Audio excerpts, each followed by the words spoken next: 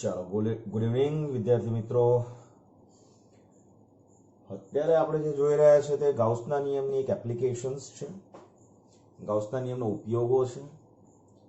આના ઉપરથી કેવી રીતે જેડબલઈ અને નીટના ક્વેશ્ચન્સ બને છે, કેવી રીતે એની અંદર ક્વેશ્ચનની અંદર વેરિએશન લાવે છે, અને બહુ જ ઓછી મહેનતે તમને સીધા 4 માર્ક્સ જેડબલઈ નીટની અંદર મળી જાય મિત્રો. તો સમજવાનો પ્રયત્ન કરજો, મજા આવશે. બરાબર મિત્રો, આ એક સમઘન છે, રાઈટ? આ બંધ રૂમ છે એવું સમજો, અને એના સેન્ટરમાં આપણે શું કર્યું છે, ઘનના કેન્દ્ર પર ક્યુ જેટલો વિદ્યુતભાર અહીંયા મૂકી દીધો છે. હવે આ ક્યુ વિદ્યુતભાર આના સેન્ટરમાં મૂકીએ ત્યારની પરિસ્થિતિની આપણે ચર્ચા કરીએ. સી આ ક્વેશ્ચન જ છે, આ ક્વેશ્ચન છે એટલું યાદ રાખજો તમે.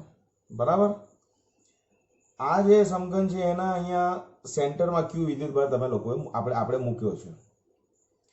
તો હવે આપણે સૌથી પહેલા જો તો કે મેં આ આકૃતિ બતાવી છે કે આ જો ક્યુ છે એમાંથી જે ક્ષેત્ર રેખાઓ બહાર નીકળે તે ક્ષેત્ર રેખાઓ આ બધામાંથી બહાર નીકળે, દેખાય છે? બધામાંથી બહાર નીકળે છે. તેવું કહી શકાય કે ક્યુ માંથી જે ક્ષેત્ર રેખા બહાર નીકળે છે, ચલો સમઘનને કેટલી બાજુ છે તો કે 1 2 3 4 5 and 6 6 બાજુઓ છે. ક્લિયર? તો આપણે એવું કહી શકીએ કે આમાંથી જેટલી પણ ક્ષેત્ર રેખાઓ આ ક્યુ માંથી બહાર નીકળે છે એ આ 6 બાજુમાંથી પસાર થઈને બહાર નીકળે છે અને ભેદીને બહાર નીકળે છે. એનો મતલબ એ કે આ જે બધી બાજુઓ છે ને બધી બાજુમાંથી જો ભેદીને બહાર નીકળે ક્ષેત્ર રેખા, તો તમારે સમજવાનું કે એ બધી બાજુઓ સાથે ફ્લક્સ સંકળાય છે. ક્લિયર? તો તમને અહીંયા એવું પૂછે સૌથી પહેલા, જો ઘનના કેન્દ્ર પર ક્યુ વિદ્યુતભાર મૂકેલો હોય તો ત્યારની પરિસ્થિતિ. ચલો એમાં પહેલો કિસ્સો, આ ઘન સાથે સંકળાયેલ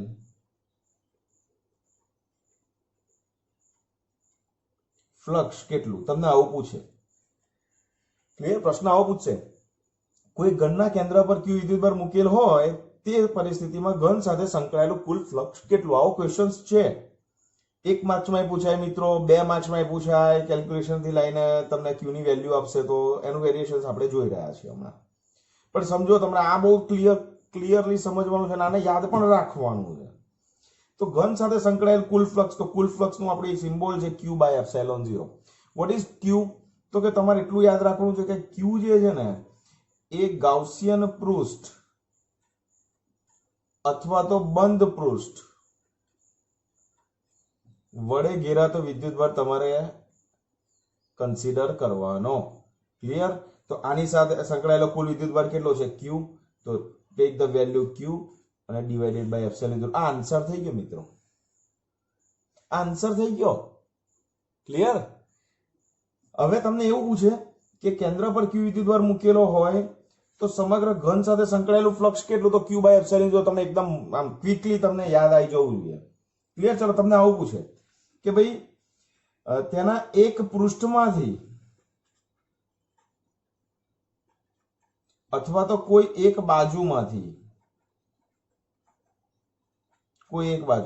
બરાબર બહાર આવતું ફ્લક્સ શોધવું છે. ચાલો, તમને લોકોને કઈ આઈડિયા આવી શકે છે? તો તમારે સિમ્પલ વિચારવાનું કે આ આખા સમઘનની ટોટલ કેટલી બાજુ છે? 6 બાજુ. તો 6 માંથી બહાર આવતું કુલ ફ્લક્સ કેટલું છે? Q by epsilon 0. તો કોઈ એક બાજુમાંથી કેટલું બહાર આવે તો કે ભાગ્યા 6, તો Q divided by 6 epsilon 0. Clear? Okay, fine. પછી તમને આગળ પૂછે ત્રીજો ક્વેશ્ચન કે સમઘનના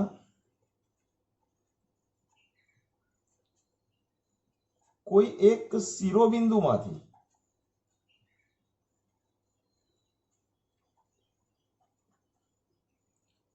બહાર આવતું ફ્લક્સ તમને પૂછ્યું છે.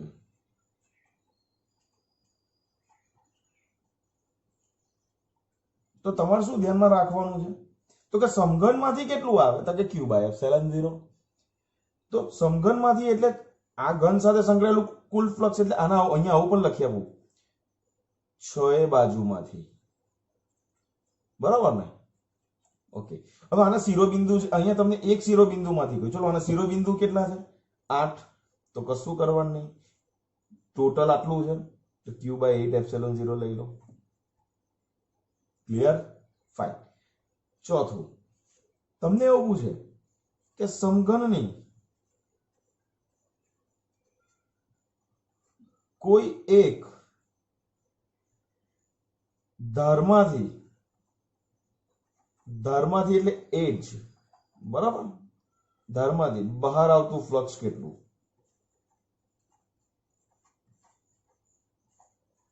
તો ધાર કેટલી છે? 4 4 8 ને 2 10 ને 2 12, તો that is q divided by 12ε0. Clear? તો યાદ રાખજો, જ્યારે કોઈ પણ જો હવે આમાં છે ને q જે છે ને એ બધાથી ઇક્વિડિસ્ટન્સ છે, એટલે બહુ ઈઝી થઈ ગયું કામ. એટલે ઘન સાથે સંકળાયેલું કુલ ફ્લક્સ તમને આવું કોઈ કહે કે જો ભાઈ તમને યાદ રાખો ભાઈ q વિદ્યુતભાર આના કેન્દ્રમાં છે તો સમઘનમાંથી q/ε0, કોઈ એક બાજુમાંથી q/6ε0, શિરોબિંદુમાંથી q/8ε0 અને સમઘનમાંથી કોઈ એક ધાર કે તો તમારે 12 ધાર છે તો ડિવાઇડેડ બાય 12ε0. ક્લિયર? ક્લિયર? હવે આનાથી થોડું આની અંદર આપણે વેરિએશન્સ એક્ઝામની આ થિયરી જેવું સમજીને ચાલો તમે આ તૈયાર કરો. હવે દાખલા તરીકે આની અંદર એક વેરિએશન આવ્યું, ચાલો વેરિએશન લઈએ. શું આપશે ખબર છે? કે કોઈ એક સમઘનના કેન્દ્ર પર 1 કુલમ વિદ્યુતભાર છે. વેલ્યુ આપી હશે યાર, 1 coulomb, 10 coulomb, 5 coulomb, 18 coulomb, 40 coulomb, કોઈ બી વેલ્યુ આપી હશે. તો તમને એવું કહેશે કે કોઈ એક પૃષ્ઠમાંથી, અથવા તો આવું પણ પૂછે મિત્રો, આવું પણ પૂછે,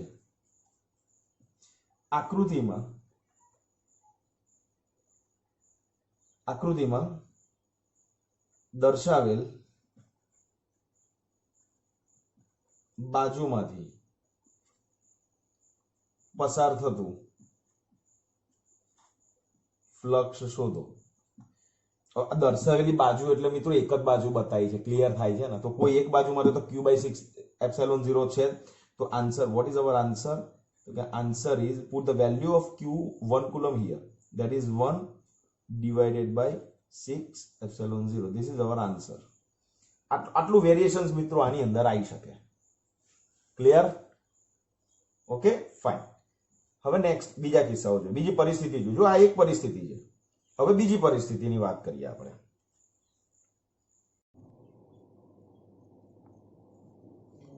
ચલો આ બીજી પરિસ્થિતિ આવી મિત્રો. ઘનના કોઈ એક બાજુના કેન્દ્ર પર, ચલો આ બાજુ આવી, દેખાય છે? આ એક અલગ બાજુ આવી ગઈ. ક્લિયર? અને એના કેન્દ્ર ઉપર અહીંયા q વિદ્યુતભાર છે, અહીંયા q વિદ્યુતભાર છે. ક્લિયર? બાજુના કેન્દ્ર પર છે, ધ્યાનથી જોજો. અત્યારે ક્યાં? પહેલે આગળની આકૃતિમાં અહીંયા હતો, રાઈટ? હવે આપણે બાજુના કેન્દ્ર પર લઈએ. ચલો બાજુના કેન્દ્ર પર q વિદ્યુતભાર મૂકેલો હોય ત્યારની પરિસ્થિતિ છે. ચલો હવે તમને અહીંયા પહેલા સૌથી પૂછાય, સૌથી પહેલા સમઘનમાંથી, કયા સમઘનમાંથી? આ સમઘનમાંથી આપેલ સમઘન, ઓકે, આપેલ સમઘનમાંથી બહાર આવતું ફ્લક્સ જોઈએ છે આપણે.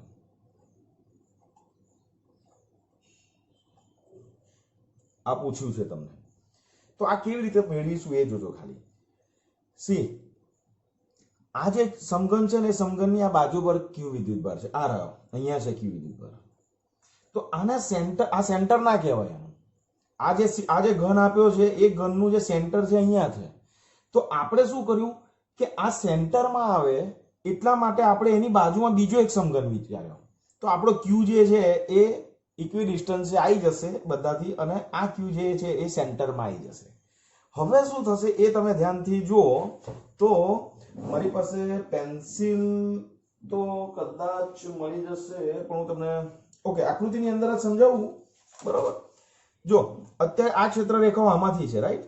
હવે આ ક્ષેત્ર રેખાઓ આ રીતે છે.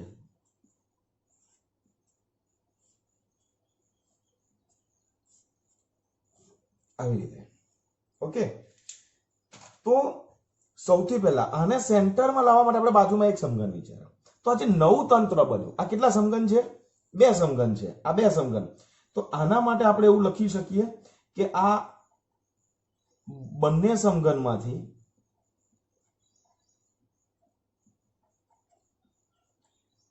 બહાર આવતું ફ્લક્સ કેટલું? તો કે ક્યુ સેન્ટરમાં આવી ગયો એટલે આપણે ક્યુ લઈ લેવાનો અને છેદમાં એપ્સિલોન 0 લઈ લેવાનો. આ q in by epsilon 0. Q in એટલે બંધ પૃષ્ઠ જે છે એના વડે ઘેરાતો વિદ્યુતભાર. તો અહીંયા કેટલો છે? ક્યુ. આ ઘેરાતો નથી, આ બહાર ખુલ્લો છે. એટલે આપણે એની બાજુમાં એક બીજો સમઘન વિચાર્યો કે એને સેન્ટરમાં લાવવા માટે, ઘેરવા માટે આપણે બાજુમાં એક બીજો સમઘન લાવ્યા. અહીંયા ઉપર હમણાં બીજા બે મૂકવાની જરૂર નથી. જો બે મૂકો તો નીચે બે મૂકવા પડે. ક્લિયર છે? પણ એ કરવાની જરૂર નથી, આટલાથી કામ નહીં. તો આ બંને સમઘનમાંથી આટલું આવે છે.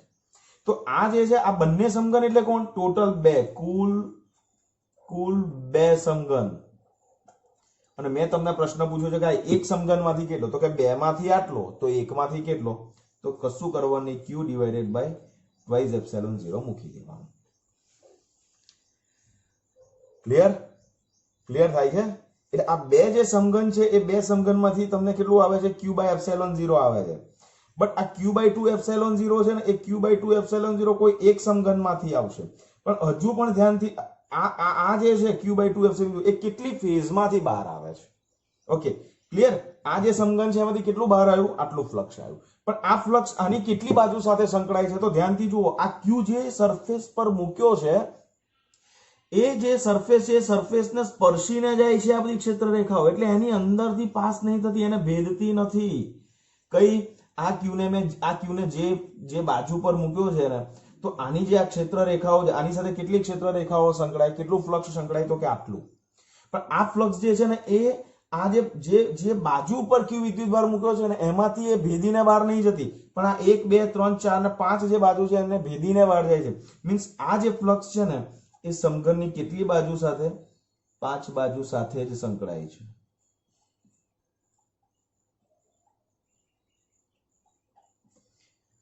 ક્લિયર? ઓકે. તમને એવું પૂછે કે આકૃતિમાં ક્યુ જે બાજુ પર આપેલ છે કે જે બાજુ પર મૂકેલ છે તે બાજુમાંથી પસાર થતું ફ્લક્સ કેટલું? તો કે એ બાજુમાંથી પસાર થતું જે ફ્લક્સ છે એ કેટલું થઈ જાય મિત્રો? 0 થઈ જાય. કેમ? આ ફેઝમાંથી એક પણ ઇલેક્ટ્રિક ફિલ્ડ લાઈન જેમાંથી પાસ થતી નથી. ક્લિયર? તો આપણું જે આ ફ્લક્સ છે ક્યુ બાય 2 એપ્સિલોન 0 એ આ સમઘનની ક્યુ જે બાજુ પર મૂક્યો છે એના સિવાયની 5 બાજુઓમાંથી પાસ થાય છે. ક્લિયર થાય છે ને? તો અને જે બાજુ પર ક્યુ મૂક્યો છે, આ અંડરલાઈન કરું છું, જે બાજુ પર મૂક્યો છે ત્યાં ફ્લક્સ 0 છે. ત્યાં ફ્લક્સ કેવું છે? 0 છે. બરાબર? હવે નેક્સ્ટ આની આગળનો મુદ્દો. તમને હવે એવું પૂછે કે આ જે આપેલ ઘન છે એ ઘનની કોઈ એક બાજુ માંથી પસાર થતું ફ્લક્સ શોધો. ચાલો, પસાર થતું ફ્લક્સ જોઈએ છે. એટલે આ ઘનની કોઈ એક બાજુમાંથી, હવે આ બાજુમાંથી તો પાસ થતું જ નથી, તો સમઘન જે છે સમઘનમાંથી કેટલું ફ્લક્સ પાસ થાય છે? ક્યુ બાય 2 એપ્સિલોન 0. આ ક્યુ બાય 2 એપ્સિલોન 0 કેટલી બાજુમાંથી છે? 5 બાજુમાંથી છે. તો આપણે સીધી ત્રિરાશિ મૂકવાની કે 5 બાજુમાંથી પસાર થતું ફ્લક્સ આટલું, તો એક બાજુમાંથી કેટલું? તો that is equal to Q divided by 10 epsilon 0. This is your answer. મિત્રો, બહુ અગત્યની સૂચના, ખાસ ધ્યાન આપજો. ઘનના કોઈ એક બાજુના કેન્દ્ર પર ક્યુ વિદ્યુતભાર મૂકેલો હોય, બાજુના કેન્દ્ર પર ક્યુ વિદ્યુતભાર મૂકેલો હોય ત્યારે સમઘનમાંથી બહાર આવતું જે ફ્લક્સ છે that is Q by 2 epsilon 0. જે બાજુ પર વિદ્યુતભાર મૂક્યો છે એ બાજુમાંથી પસાર થતું ફ્લક્સ યાદ રાખજો 0. કેમ 0 એનું ડિસ્ક્રિપ્શન અને એ સમજૂતી મેં તમને આપી દીધી છે ને ડેફિનેટલી તમને સમજ પડી ગઈ છે, મને ક્લિયર છે. અને ઘનની કોઈ એક બાજુમાંથી પસાર થતું ફ્લક્સ, તો કોઈ એક બાજુ એટલે જેટલીમાંથી પસાર થાય છે એ તો આપણી પાસે છે, તો 5 માંથી થાય છે તો 1 માંથી કેટલું? ક્લિયર થયું? તો એક આ બહુ વિશિષ્ટ કિસ્સો છે, એ તમારે ખાસ તમારે ધ્યાનમાં રાખવાનો છે. બરાબર? હવે જોઈએ છે આપણે આગળની એક બીજી પરિસ્થિતિ.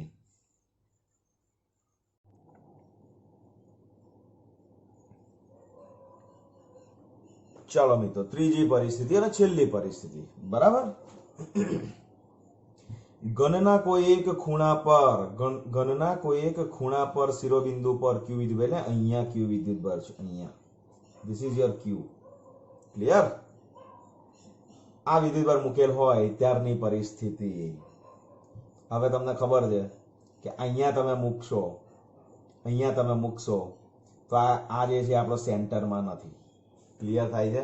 સેન્ટરમાં નથી, તો એને સેન્ટરમાં લાવવો પડશે કે નહીં?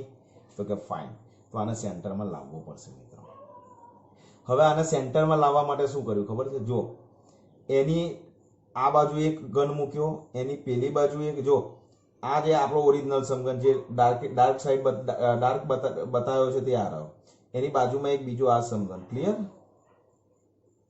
ક્લિયર? ઓકે. એની પેલી બાજુ બીજો એક સમઘન અને એની આ બાજુ એક સમઘન, એટલે નીચે 4 થઈ ગયા અને 4 ની ઉપર બીજા 4, એટલે આપણો ક્યુ સેન્ટરમાં આવી ગયો મિત્રો. ક્લિયર? આકૃતિ ધ્યાનથી જુઓ. આપણો ક્યુ આ શિરોબિંદુ પર છે, સેન્ટર નથી. સેન્ટરમાં લાવવા માટે આપણે એની આસપાસ બીજા 7 સમઘન એવી રીતે મૂકવા પડે કે આપણો ક્યુ સેન્ટરમાં આવીને આ બીજો મોટો સમઘન બની ગયો. ક્લિયર? હવે આ સમઘનમાંથી બહાર આવતું કુલ ફ્લક્સ કેટલું? આ સમઘનમાંથી બહાર એક સિમ્પલ વસ્તુ છે કે આ સમઘનમાંથી